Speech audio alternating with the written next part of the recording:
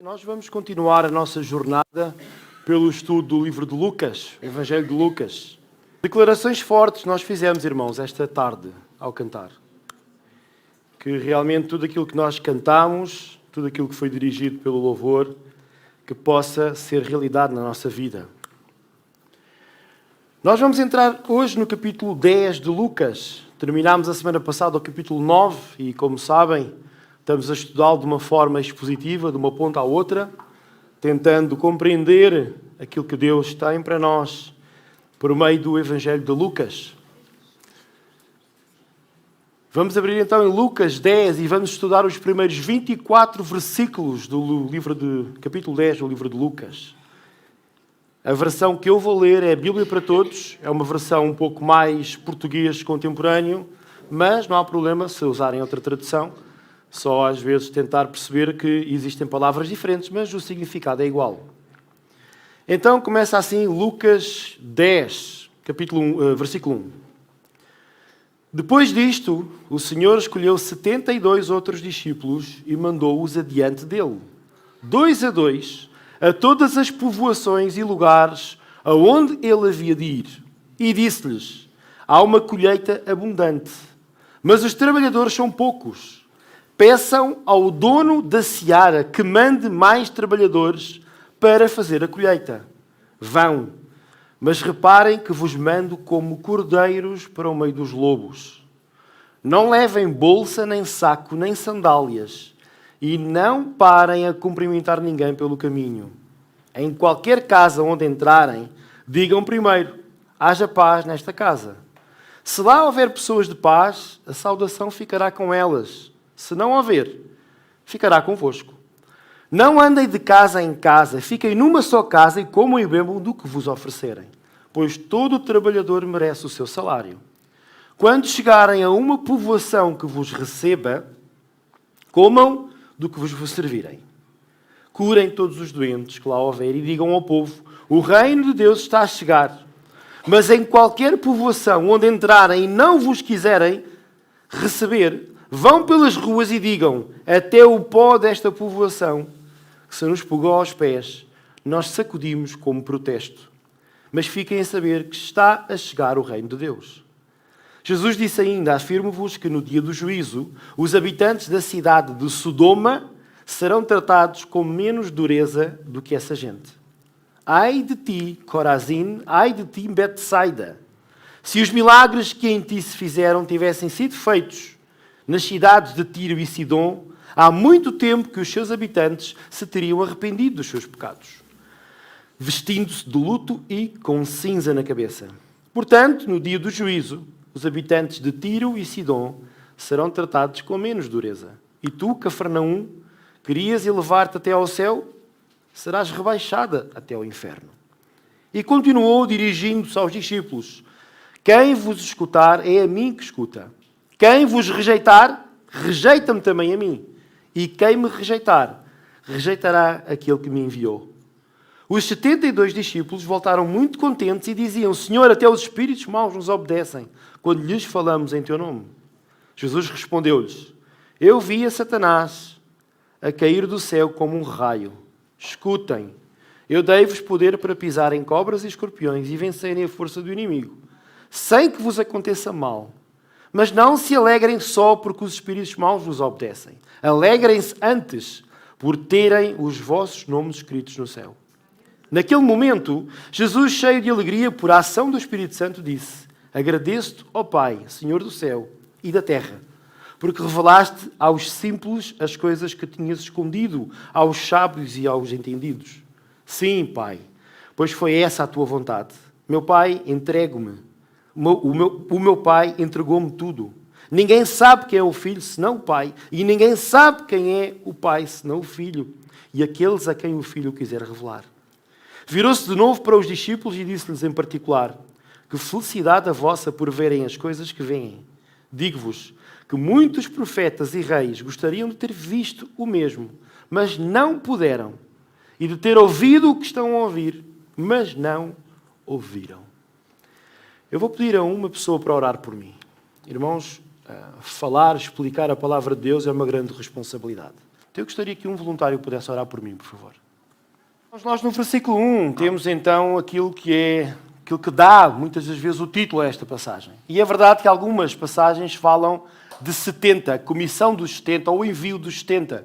Mas há outras traduções que falam em 72. Então, não há aqui também um grande problema em perceber se foi 70, se foram 72 pessoas. Sabemos é que muitos discípulos, e o facto de Jesus ter pelo menos 60 discípulos, faz com que nós possamos perceber que a fama de Jesus estava cada vez mais a aumentar. Já não eram apenas aqueles 12 que ele escolheu, mas outros vinham acrescentando aquilo que eram os seguidores de Cristo. E Jesus, ele envia estes 70 ou 72, depende das traduções, envia-os para ir adiante dele, preparando o caminho que ele ia até Jerusalém, passando por várias cidades.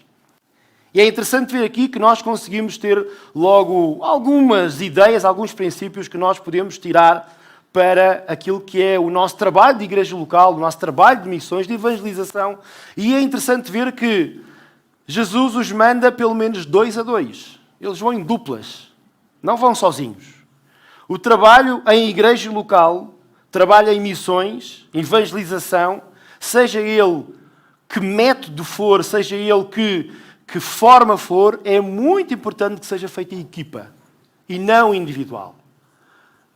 Nós sabemos que o Cristiano Ronaldo, que agora está realmente numa modo baixo, né? Sabemos, mas ele não chegaria aonde chegou ou não faria aquilo que fez se ele não tivesse uma equipa. É muito importante nós termos uma equipa. Por isso é que nós acreditamos que, por exemplo, em termos de colégio pastoral, nós acreditamos em equipas. Não acreditamos que um pastor só consiga fazer o trabalho todo. Por isso é que nós estamos a lutar para nós podermos ter equipa pastoral, não só de 2, mas de outros homens que Deus levante, 3, 4, para sermos uma equipa pastoral aqui na igreja. Trabalho pastoral, trabalho de evangelização, trabalho de missões, é importante haver equipa. E equipa, logo 2 é uma equipa. 2 são uma equipa. Um sozinho, faz equipa com ele próprio. Não é equipa, é individualismo. Então é muito importante que possa haver aqui uma sintonia entre nós para que juntos possamos levar o reino de Deus até aos confins da terra. Agora a questão é, então que significa que diante de uma oportunidade que eu tenho de falar do Evangelho ou de apoiar alguém, se eu estiver sozinho não o faço? Não, faz, irmão, faz. Mas surgiu um movimento que eu acho que até teve origem ou no Brasil ou nos Estados Unidos, que é aquelas pessoas que não têm igreja, que não querem igreja, não precisam de igreja e sozinhas elas conseguem viver a sua fé. Pois isso é um engano, irmãos. Igreja é projeto de Deus. Igreja é ideia de Deus, não é ideia dos homens. Equipa, corpo, é ideia de Deus. Trabalharmos em conjunto. Todos nós termos o nosso papel no contexto do corpo de Cristo, que é a igreja, para assim fazermos o trabalho. Nós podemos até estar sozinhos na obra, naquele momento estar sozinhos, temos a oportunidade de evangelizar alguém, mas sabemos que por trás está uma igreja a nos suportar. Está uma equipa a nos suportar. Então é muito importante que nós possamos nos disponibilizar para que o Senhor nos enviando, possamos fazê-lo em equipa. E iam por todas as povoações. E Jesus diz, há uma colheita abundante, verso 2, mas os trabalhadores são poucos. Alguns pregadores, alguns estudiosos entendem que esta passagem é dirigida, este versículo, quando outras versões dizem que a seara abunda, mas os obreiros são poucos. Aqui alguns dizem que obreiros são apenas aqueles que têm funções pastorais, aqueles que são presbíteros, aqueles que são líderes. Mas, no meu entender, e também suportado por outros livros que li e outros comentários que li, esta passagem não é dirigida somente àqueles que têm o privilégio de trabalhar a tempo inteiro na obra, mas para todos. Irmãos, a grande comissão, lá em Mateus 28, em Marcos 16, em Atos 1:8, a grande comissão é para todos os membros da igreja, para todos os discípulos. Não é só para os pastores que trabalham a tempo inteiro. Então, quando Jesus está a dizer que há uma colheita abundante, existem pessoas que estão ávidas, que estão sedentas do Evangelho, de ser amadas, de serem amadas sem condições. Mas os obreiros são poucos. Porquê? Porque nós não temos cumprido com o chamado que Jesus nos deu, de ir por todo o mundo e fazer discípulos. Na nossa cabeça nós encaramos que esse trabalho é para aquilo, é para o pastor. Não, o pastor é que é pago para fazer isso, o pastor é que tem tempo para fazer isso. Irmãos, se nós, no nosso estilo de vida, não temos tempo para evangelizar e para discipular, nós estamos a falhar o propósito que Jesus tem para nós. Tem de ser uma prioridade. E nós podemos fazer isso mesmo estando no trabalho, na escola, em família, no lazer. Porque isso tem que ser tão natural como respirar. Eu explicar a razão da esperança que há em mim, conforme diz lá a 1 de Pedro, explicar a razão da minha fé aos outros tem de ser tão natural quanto eu respirar. Mas, na verdade, os trabalhadores são poucos. Nós não estamos a fazer um bom trabalho naquilo que foi a continuidade dos discípulos no legado de Jesus.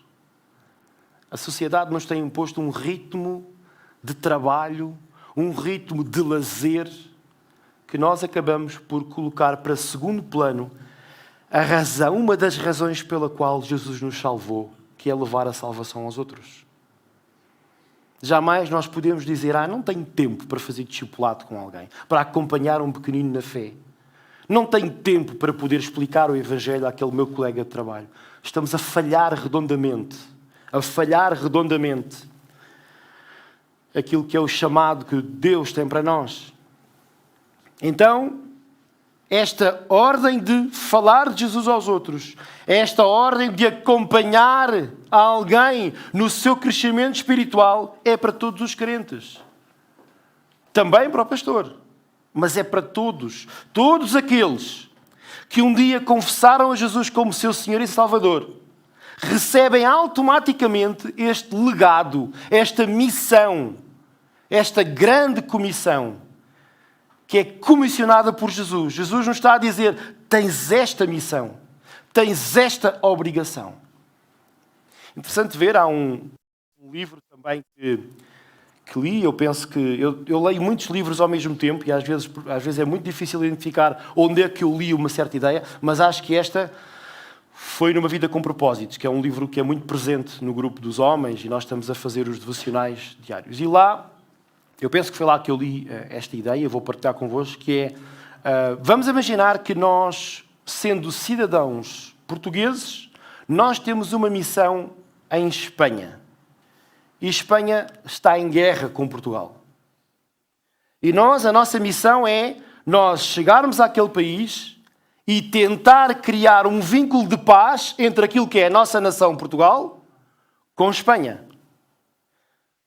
Nós temos de transparecer, viver de uma forma íntegra em Espanha, que Espanha possa perceber que nós, como representantes de Portugal, não, estamos lá de boas intenções e queremos promover a paz. Só que eles são nossos inimigos. E a Espanha vai fazer tudo para nos derrubar. A questão é que nós vamos para a Espanha e começamos a viver de uma forma tranquila, esquecendo da missão que nós temos. Acabamos por gostar dos costumes espanhóis, acabamos até por casar com uma espanhola. Não é nada a ver com o Henrique. Mas é uma ilustração, não é? E nem pensei, quando pensei nesta ilustração, nem sabia que a Natália ia estar cá. Mas nós estamos em guerra com a Espanha, é uma ilustração. E aí nós começamos de uma forma prática, esquecendo que somos portugueses e esquecendo que temos esta missão de fazer a ponte entre Portugal e Espanha promovendo a paz, acabamos por viver como espanhóis e até começamos a falar mal dos portugueses. Começamos de vez em quando a gente lembra-se, é verdade, eu sou português, lá tenho que ir a uma reunião de trabalho lá com Portugal, mas depois vamos para a Espanha e andamos a fazer a nossa vida normal. Hablando espanhol. Irmãos, nós, como filhos de Deus, a nossa pátria não é o mundo. Nós somos estrangeiros nesta terra. Nós somos peregrinos. Nós estamos de passagem. E nós estamos em guerra com este mundo. Porquê? Porque aquilo que são os valores, os ideais de Jesus, entram em conflito com aquilo que são os ideais e os valores deste mundo. Nós estamos numa batalha. Só que por vezes parece que nós nos esquecemos que estamos numa batalha. E acabamos por criar uma relação com o mundo mais de tranquilidade e de conforto. E esquecemos que estamos em guerra. E acabamos por ter comportamentos que não dignificam a nossa pátria. Acabamos por esquecer aquilo que era a nossa missão. A nossa missão de estar na terra para promover a paz entre Deus e os homens. A missão que temos de levar o Evangelho, de levar o Evangelho de Jesus Cristo a todos aqueles que, estando no mundo, ainda não o conhecem. Então, irmãos, nós temos que mudar o chip. Nós não pertencemos a esta terra. Nós somos cidadãos do reino. É verdade, temos de trabalhar, claro. Temos de cumprir com todas as responsabilidades, porque temos direitos e deveres nesta terra. Mas não esqueçamos a missão que nós temos, que é, dando glória a Deus Pai, levar o nome de Jesus, o Evangelho de Jesus, até que todos conheçam. Então, é interessante ver que Jesus depois pede, Jesus no enfiamento do verso 2 diz: peçam ao dono da seara que mande mais trabalhadores fazer a colheita. Nós devemos estar constantemente em espírito de oração pela obra. Porque é verdade, a obra é do Senhor.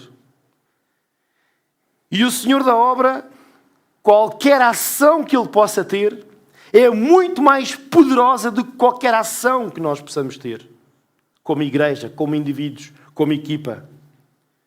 Deus é que tem a capacidade de convencer o pecador. Nós, a nossa função é sermos amáveis, cordiais e, por meio dos nossos relacionamentos, chamarmos a atenção para a pessoa de Jesus. A obra, a grandiosidade da obra é sempre maior do que a capacidade do obreiro. Nós percebemos que não temos essa capacidade, muitas das vezes, de comunicar de uma forma correta o Evangelho.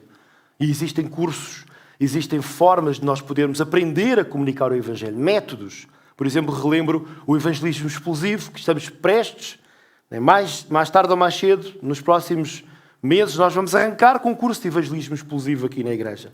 O evangelismo explosivo é um método que nos ensina, que nos capacita a podermos estar mais preparados para falar do Evangelho. Mas nós sabemos da nossa incapacidade. Nós sabemos que muitas vezes não temos a coragem, não temos a ousadia que devíamos ter. Não temos esta capacidade que Deus nos dá. Mas nós podemos confiar que o trabalho depende de Deus. Porque é o Espírito Santo que atua. É o Espírito Santo, conforme diz a palavra de Deus, quem convence do juízo e do pecado. Que nós não possamos estragar o trabalho que Deus está a fazer. Por meio dos nossos relacionamentos estragados também. Muitas das vezes andamos... Relacionamento não é aquilo que define o nosso relacionamento, que deveria ser o amor, não é aquilo que define. E não se torna atrativo. Os outros olham e dizem: não quero viver como vocês vivem. Não quero.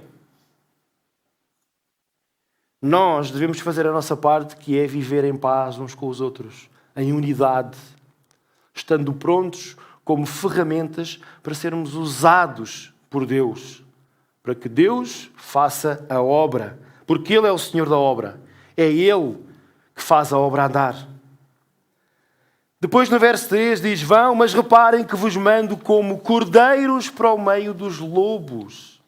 Irmãos, nós como enviados a esta nação estrangeira, nós temos de perceber, conforme nos diz 2 Timóteo 3,12, se quiserem acompanhar, irmãos, 2 Timóteo 3,12. Paulo diz logo a Timóteo, Timóteo, convence desta verdade.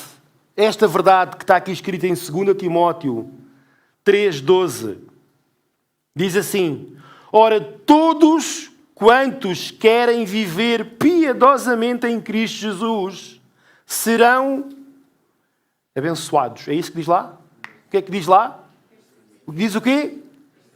Perseguidos. Irmãos, não há margem para engano.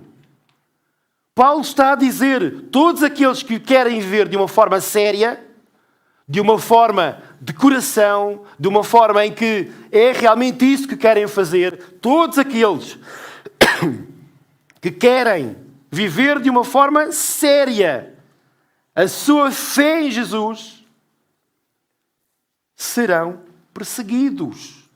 Nós temos muitas igrejas por aí, muitas ideologias que nos dizem quase o contrário. Não, se tu quiseres viver uma vida piedosa em Jesus, tu vais ser abençoado com tudo o que esta terra tem para te dar de melhor. Tu vais ter muito sucesso, vais ter muitas riquezas. É isto que diz aqui? Não é isto que diz aqui. Diz que aqueles que querem viver uma vida cristã a sério vão ser perseguidos. Somos como aquilo que Lucas diz, como cordeiros no meio dos lobos. Jesus diz por meio. Lucas transcreve aquilo que Jesus diz. Irmãos, o chamado de Jesus não é para os cobardes. Se Jesus te chama, é porque reconhece em ti coragem e ousadia para tu poderes ir lá para fora, falar da tua fé. É impossível ser um seguidor daquele que é o Salvador do mundo, daquele que foi crucificado, daquele que foi blasfemado, daquele que foi torturado, sem nós próprios enfrentarmos a hostilidade do mundo, a perseguição do mundo. Para não falar daquilo que são a fúria das hostes espirituais demoníacas, que querem a todo custo derrubar os filhos de Deus. Nós temos de ter a consciência que estamos numa guerra. Estamos numa guerra. Às vezes nós estamos na vida cristã, parece que estamos de férias. Parece que estamos numas férias. Não temos as prioridades certas, não temos os valores muitas das vezes certos, cedemos a tentações, acabamos por ter as prioridades invertidas. Nós temos de ter consciência que estamos numa guerra. E é verdade, e na semana passada falava com o Marcos sobre... O Marcos não está aqui? Ok. Falava com o Marcos sobre este contexto todo que o Brasil está a viver. Esta questão das eleições, tudo aquilo que está a acontecer. Irmãos, nós não podemos duvidar de que Deus está no controle de todas as coisas. Deus não está a dormir. Se Deus permitir que exista um contexto de hostilidade da Igreja do Brasil, mediante o resultado das eleições, o que nos custa muito, é verdade que custa a mais a alguns de vocês, porque vocês têm lá família, têm lá... Mas a mim também me custa, e a nós todos que estamos aqui custa. Nós temos de entender que muitas das vezes a perseguição é usada por Deus para haver crescimento da Igreja. Para haver uma espécie de uma peneira, de uma poda, em que depois disso, os meus amigos, e aí haverá crescimento sustentável. E aí sim, eu acredito que a Igreja no Brasil pode mudar o mundo. Mas tem de sofrer essa peneira. Uma das minhas reflexões, eu tive a oportunidade de partilhar um livro convosco, algumas pessoas que pediram, que era, o título dizia perto da igreja, ou dentro da igreja, mas longe de Deus, que o autor do livro, ele dizia, a tese dele era, como é que é possível o Brasil ser onde há mais igrejas evangélicas, mas onde também há muita criminalidade? Não dá para coexistir uma coisa com outra. E a tese dele era que muitas destas igrejas estão contaminadas. Estão sendo frequentadas por pessoas que são simplesmente crentes nominais. Não vivem a sua fé de uma forma séria. E irmãos, não pensem que é só no Brasil, aqui em Portugal também o há. Nós, por vezes, acabamos por, num sentido crítico, falar com os católicos romanos e dizer: vocês são cristãos nominais. Quantos não há no nosso meio que também o são? Que vêm à igreja ao domingo e até cumprem com aquilo que são as suas obrigações para com a igreja, dando o dízimo e até servindo em alguma área, mas depois levam vidas afastadas do Evangelho durante a semana. E não deixam Cristo moldar o seu caráter. Não há transformação de vida. Não há o eis tudo se fez novo.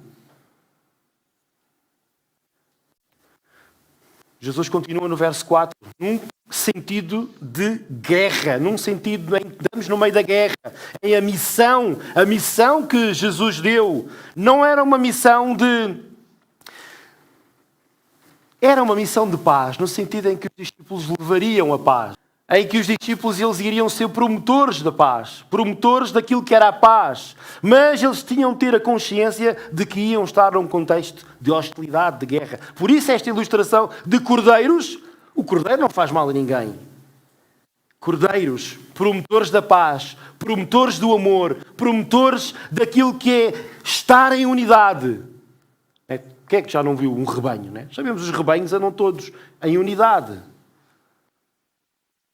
Mas nós vamos para o meio dos lobos. Vamos para o meio de pessoas que não querem o nosso bem. Então, irmãos, nós temos que entender que somos cordeiros. Não viemos para fazer guerra. Mas estamos no meio dos lobos que nos querem tragar, que nos querem destruir, que nos querem matar. Porquê? Porque estes lobos obedecem àquilo que é o pai deles. Ao diabo que veio matar, roubar e destruir. E é isso que o diabo faz. Então, neste contexto de guerra, o verso 4, Jesus diz: não levem bolsa, nem saco, nem sandálias, não parem a cumprimentar ninguém pelo caminho. Irmãos, nós, como obreiros, como seguidores, como promotores daquilo que é o Evangelho, não devemos nos ocupar prioritariamente com aquilo que é provisão, sabendo que Deus supre todas as coisas. Sabendo que aquilo que diz lá no Evangelho de Mateus 6:33, se buscares em primeiro lugar o reino de Deus, todas as outras coisas vos serão acrescentadas. E todas as outras coisas, nós temos que ir ao contexto da passagem. Lá fala dos lírios do campo, que não fiam, não tecem, mas vestem-se melhor do que Salomão.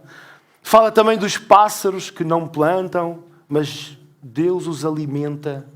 Então nós temos de ter a plena convicção de que se colocarmos Deus como prioridade na nossa vida, Deus vai nos sustentar. O problema é que às vezes na nossa mente o sustento não chega. Nós ficamos interessados em ter aquilo que a sociedade nos diz que é um padrão de materialismo. E acabamos por ficar distraídos com esse padrão de materialismo. E a nossa vida começa a ser guiada por esse padrão de materialismo. Quando Deus diz: olha, tu estás a trabalhar tanto, tu estás a fugir completamente daquilo que é a minha missão para ti, porque queres acumular coisas que não têm valor nenhum para o meu reino. Eu dou-te aquilo que é necessário para viver. Mas aquilo que é só o necessário para viver coloca-me no meio da sociedade como alguém que não tem valor, que não tem, às vezes, aquela posição social que nós gostamos de ter. Irmãos, possamos buscar a posição social do reino e não deste mundo. Há pouco, no início do culto, estávamos a nos cumprimentar uns aos outros e aqui parece que Jesus diz: não parem para cumprimentar ninguém pelo caminho. Então, parece que é uma contradição. Não, irmãos. Aquilo que Jesus está a dizer é que não parem porque a obra tem que ser urgente. Não significa que nós devemos ser insensíveis ou antissociais. Significa que a obra é tão urgente que não há tempo a perder. E alguns estudiosos, estudando aquilo que era o meio judaico, sabem que estas paragens para se cumprimentar levavam muito tempo, acabavam por demorar muito tempo, e isso fazia com que depois não houvesse o foco naquilo que era a missão do discípulo. A obra do rei exige que não se perca tempo. Eu tenho que começar a correr, que ainda tenho tanta coisa para dizer. Mas pode ser que eu pare a meio e faça o resto para a semana. Mas vamos ver. Porque é tão rico, irmão. Nós, quando começamos a estudar a palavra de Deus, é algo fantástico. Verso 5 diz: em qualquer casa onde entrarem, digam primeiro: haja paz nesta casa. Se lá houver pessoas de paz, a saudação ficará com elas. Se não houver, ficará convosco. Não andem de casa em casa e fiquem numa só casa e comam e bebam do que vos oferecerem, pois todo trabalhador merece o seu salário. Quando chegarem a uma povoação que vos receba, comam do que vos servirem. Irmãos, nós vamos numa missão de paz, como eu disse, com uma mensagem de paz da parte daquele que é o príncipe da paz. O Evangelho promove a glória de Deus. Promove a glória de Deus no céu e tem como produto também paz na terra entre os homens. Nós sabemos que o Evangelho é algo que promove a paz entre nós, não a guerra, mas a paz. Se alguma guerra acontece, é porque nós sabemos que estamos num contexto do mundo e das hostes espirituais demoníacas. Mas nós temos de ter este desejo de que entre nós possa haver paz. Porque nós somos representantes de paz. Não significa que não exista conflitos.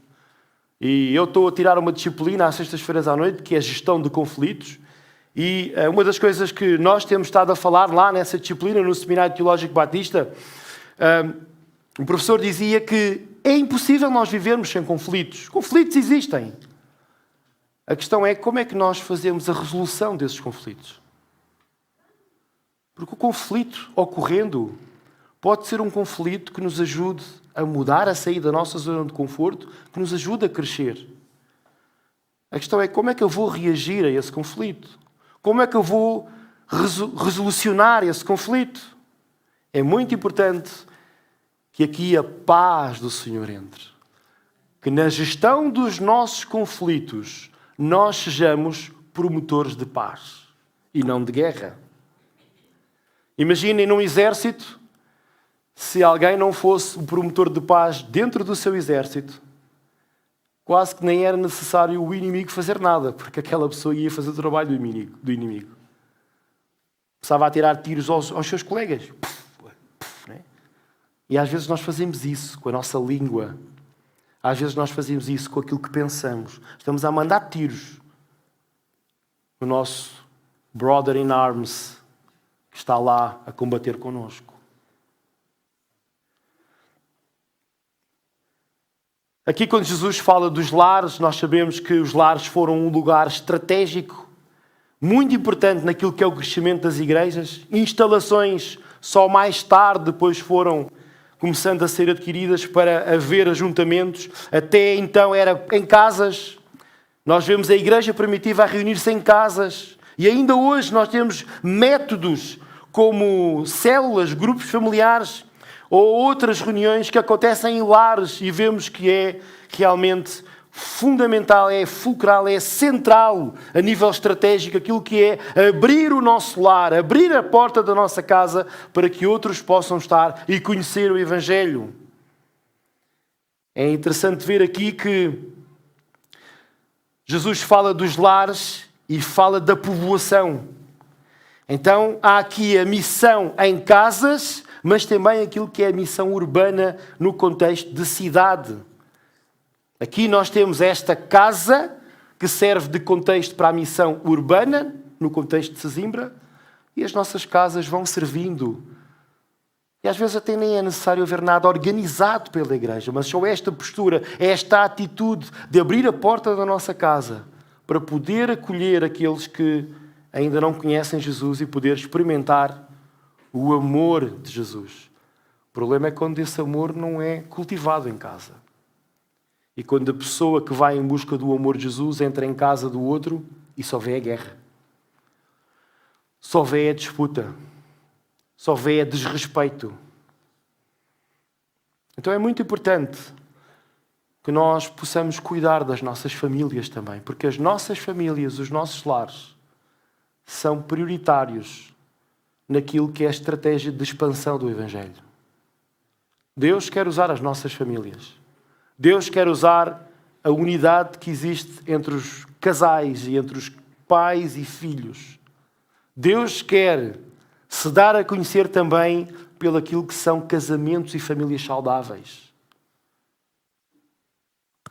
É muito importante que nós possamos vigiar nesse contexto. Aquele que está em pé, cuidado para que não caia. E se nós temos esta estratégia, que nós possamos entender que os nossos lares têm de estar em condições para poderem ser usados por Deus para a implementação do Evangelho. Depois, quando fala da questão do salário do obreiro, que é interessante, os obreiros, quando eu falo obreiros, falo de todos os discípulos, aqueles que estão na obra, e todos nós temos uma responsabilidade na obra, como eu tenho vindo a sustentar, no cumprimento desta missão de paz, não devem buscar o conforto desta terra, nem a ostentação, nem demonstrar a ostentação desta terra.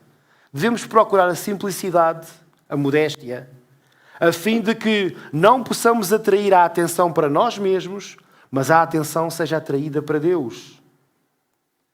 Nós não podemos ter a motivação do lucro. Nós devemos confiar plenamente no sustento de Deus.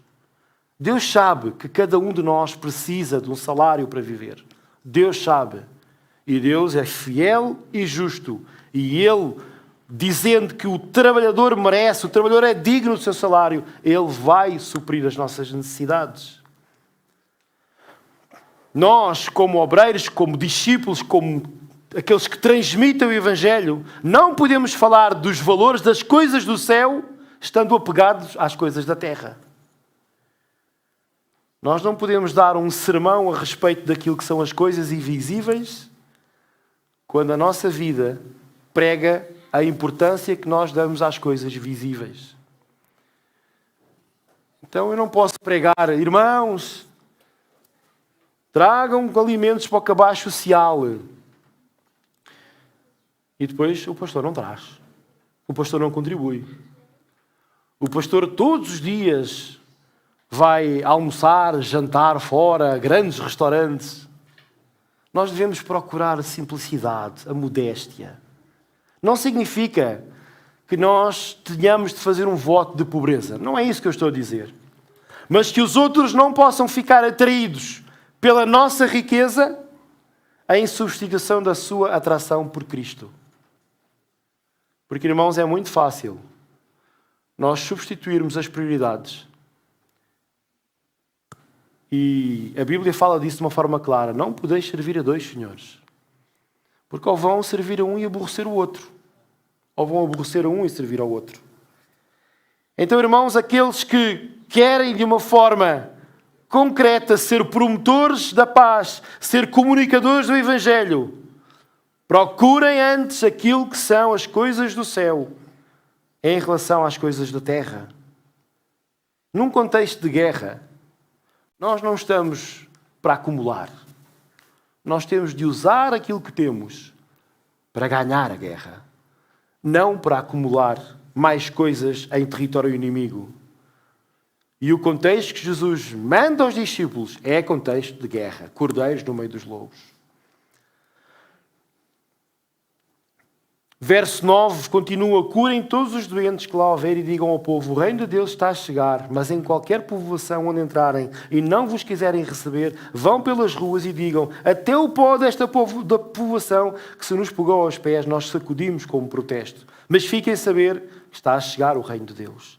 Jesus disse ainda: afirmo-vos que no dia do juízo os habitantes da cidade de Sodoma serão tratados com menos dureza do que esta gente. Ai de ti, Corazim, ai de ti, Betsaida, se os milagres que em ti se fizeram tivessem sido feitos nas cidades de Tiro e Sidom, há muito tempo que os seus habitantes teriam arrependido dos seus pecados, vestindo-se de luto e com cinza na cabeça. Portanto, no dia do juízo, os habitantes de Tiro e Sidom serão tratados com menos dureza. E tu, Cafarnaum, querias elevar-te até ao céu, serás rebaixado até o inferno. Irmãos, significa aqui, Jesus está a colocar com exemplos práticos que eram conhecidos daquilo que tinha sido algumas experiências de algumas cidades que teriam rejeitado Jesus, que os discípulos, muitas das vezes, eles não iriam ser aceitos. A mensagem do Evangelho, muitas das vezes, não é aceite. Nós temos de ter a plena convicção e consciência, conhecimento de que nem sempre, eu acho que nós já temos isso, nem sempre quando nós falamos do Evangelho a pessoa se converte automaticamente. Vai haver rejeição.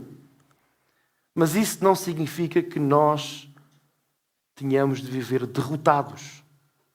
Não é o Evangelho que sai derrotado. Ao contrário, isso vai levar um juízo grande àqueles que rejeitam a mensagem do Evangelho. Quanto maior a oportunidade, maior é a responsabilidade. Quem mais ouviu e viu as maravilhas do reino e as rejeita, mais culpado será no dia do juízo. Ouvir aqueles que falam em nome de Cristo é o mesmo que ouvir o próprio Cristo. Desprezar os representantes de Cristo é o mesmo que desprezar o próprio Cristo. E ao rejeitar os pregadores, ao rejeitar os discípulos, as pessoas não estavam a rejeitar aquilo que era um par de pobres itinerantes, mas estavam sim a rejeitar o próprio Deus. E isso traz consequências.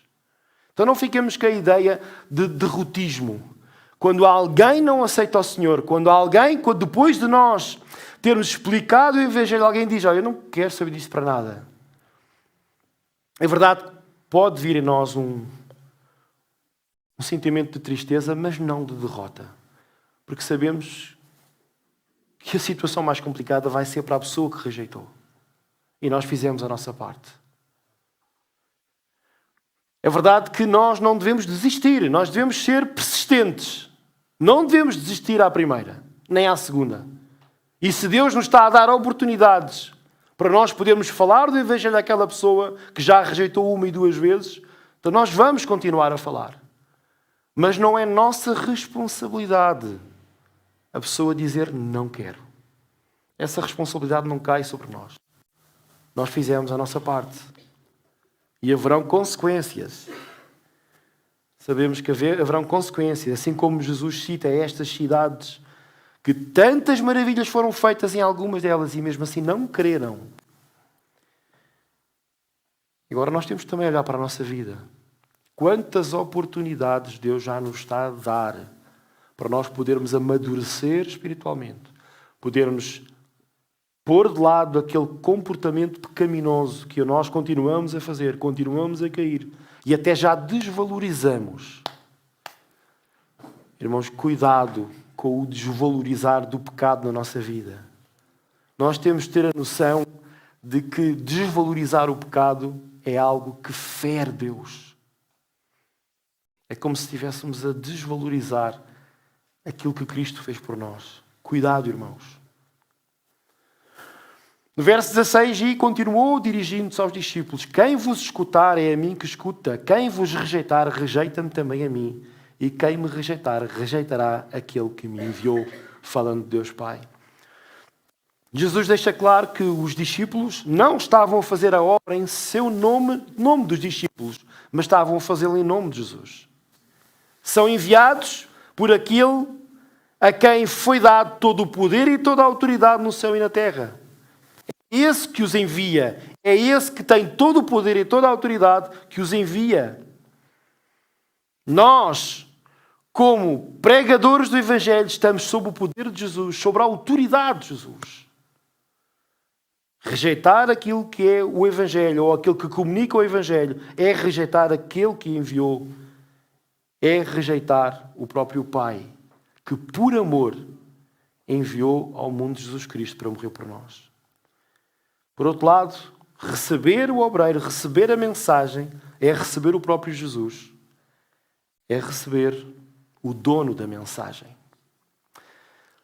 Concluindo esta parte, um autor de um livro, William Barclay, ele sintetiza assim este excerto que vai aqui de Lucas 10, do 1 até o 16. E diz assim, em 5 pontos.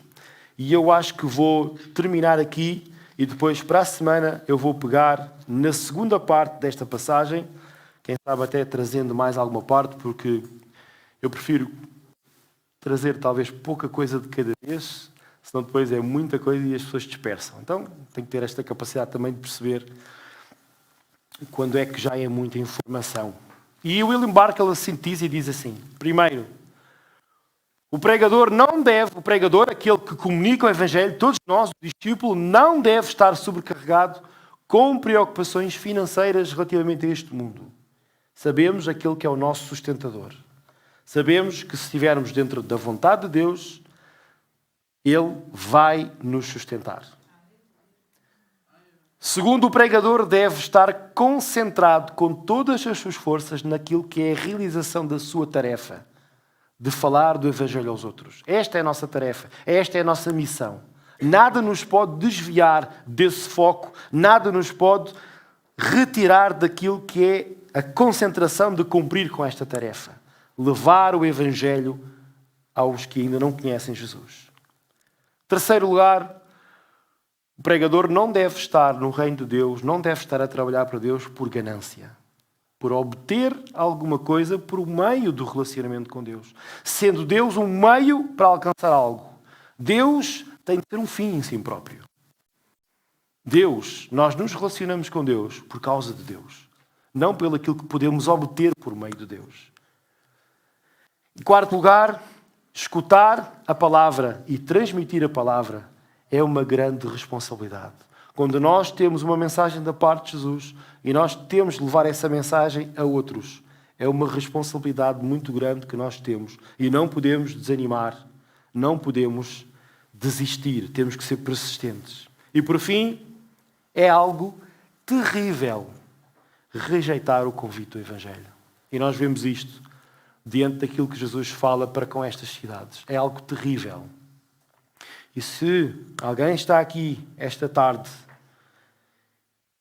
e quer mudar a sua vida com Jesus, quer aceitar este convite do Evangelho, que não possa rejeitar, que possa falar com Deus e aceitar Jesus como Senhor e Salvador, reconhecendo que é pecador, reconhecendo que pelos seus próprios meios, sozinho não consegue chegar até Deus, que precisa de Cristo. Cristo é aquele que é o único intermediário entre Deus e os homens. Aquele que pagou o preço do pecado por nós e que ressuscitou ao terceiro dia, nos dando condições para nós podermos viver com Deus em paz. E nós próprios sermos promotores dessa paz para com os outros. Amém, irmãos? Para a semana irei continuar a partir do verso 17. É uma boa justificação para não faltarem ao culto da próxima semana. Vamos orar, irmãos. Obrigado, Senhor, pela Tua palavra. Senhor, é fantástico quando nós podemos estudá-la, quando nós podemos cavar o texto e podemos, Senhor, tirar tantos tesouros, Senhor. E tanta coisa útil para nos ensinar a viver de acordo com a Tua vontade. Ajuda-nos, Senhor, a estar focados em Ti. Ajuda-nos a nunca duvidar do Teu amor, a nunca duvidar do Teu cuidado, Senhor. E ajuda-nos a estar focados, concentrados, investindo todos os nossos recursos e todas as nossas energias naquilo que é a missão que Tu nos deixaste, de ser promotores da paz, levando o Evangelho até aos confins da terra, Senhor. É verdade que esta ideia de confins da terra fica muito longe, Senhor, mas aqui, com as pessoas com quem eu trabalho, com as pessoas com quem eu estudo, com as pessoas da minha família, que eu possa ser promotor da paz e comunicador do Evangelho, aqui, com as pessoas que me rodeiam, Senhor. Porque cada um fazendo aqui, vai chegar até aos confins da terra, Senhor. Obrigado por tudo o que tens feito por nós. Em nome do Senhor Jesus. Amém, Senhor. Irmãos, muito obrigado pela vossa atenção. Boa semana, que o Senhor vos possa abençoar grandemente.